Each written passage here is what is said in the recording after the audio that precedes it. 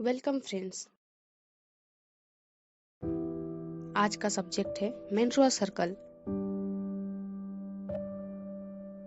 मासिक धर्म को माहवारी, रजोधर्म, मेंस्ट्रुअल सर्कल या एमसी और पीरियड्स के नाम से भी जाना जाता है। इसके बहुत सारे नाम हैं।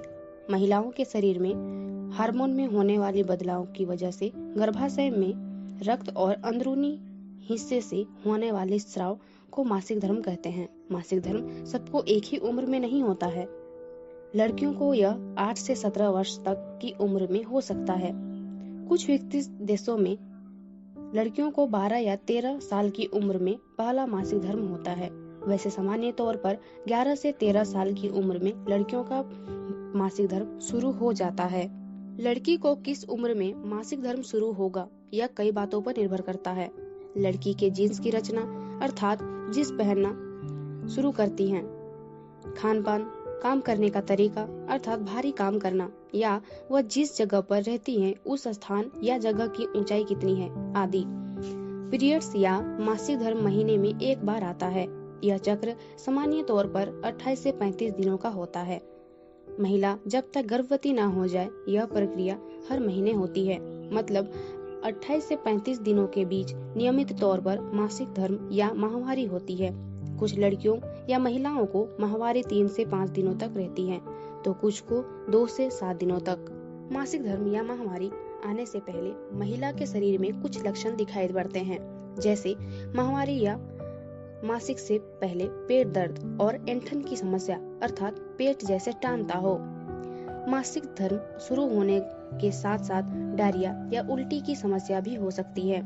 मासिक धर्म शुरू होने के साथ पेट में समस्या के अलावा खाने की इच्छा भी बढ़ जाती है। सामान्य दिनों की तुलना में माहवारी के दौरान महिलाएं ज्यादा खाने लगती हैं। इस वजह से मासिक धर्म के दौरान कई बार वजन बढ़ने की भी संभावना रहती है।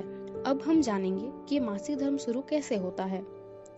जब कोई लड़की किशोरावस्था में पहुंचती है तब उसके अंडाशय एस्ट्रोजन एवं प्रोजेस्टेरोन नामक हार्मोन उत्पन्न करने लगते हैं। इन हार्मोन की वजह से हर महीने में एक बार गर्भाशय की परत मोटी होने लगती है। कुछ अन्य हार्मोन अंडाशय को एक अनिषेचित टीम उत्पन्न एवं उत्सर्जित करने का संकेत देते हैं। सामान्यतः अगर लड़की माहवारी के आसपास यौन संबंध नहीं बनाती है तो गर्भाशय की वह परत जो मोटी होकर गर्भावस्था के लिए तैयार हो रही थी टूटकर रक्तस्राव के रूप में बाहर निकल जाती है। इसे मासिक धर्म कहते हैं। मासिक चक्र की वजह से ऐसे हार्मोन बनते हैं जो शरीर को स्वस्थ रखते हैं। हर महीने ये हार्मोन शरीर को गर्भधारण के लिए तैयार कर देते हैं। मासिक चक्र के दिन की गिनती पीरियड शुरू होने के पहले दिन से अगले पीरियड शुरू होने के पहले दिन तक की जाती है। अब हम जानेंगे ब्लीडिंग।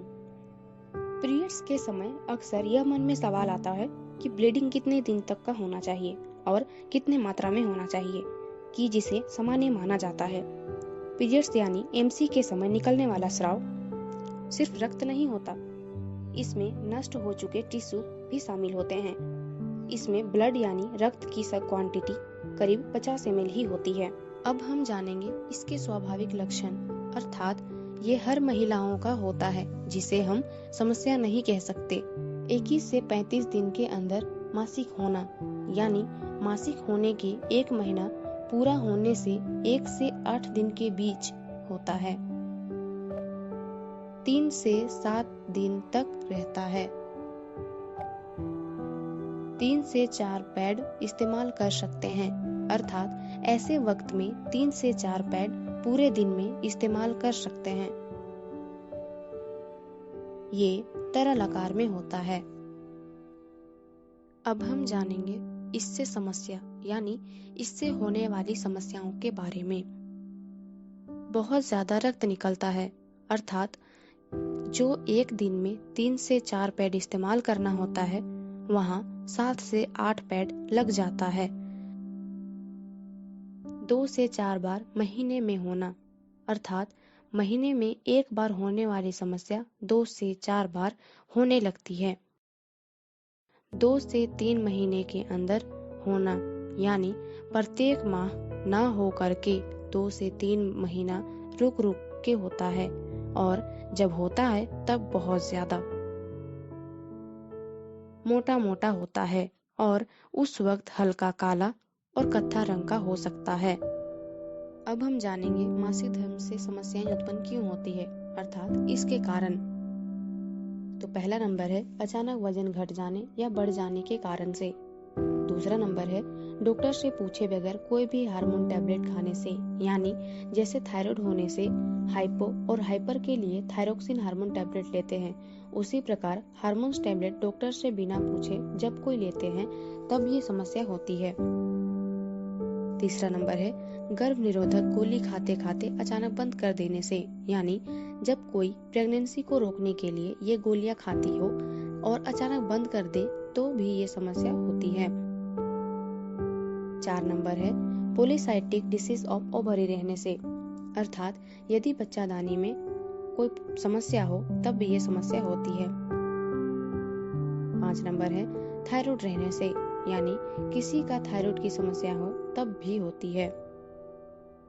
6 नंबर है संतान होने के 6 महीना से 1 साल तक, यानी जब संतान माँ का दूध पीता है तब माँ के शरीर में प्रोलैक्टिक हार्मोन उत्पन्न होने से ये समस्या दिखाई देती है।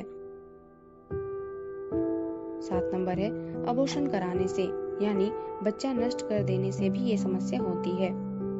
8 नंबर है बहुत ज्यादा चिंता करने से, अर्थात छोटी छोटी बातों पर भी बहुत ज्यादा चिंतित रहने से भी ये समस्या होती है।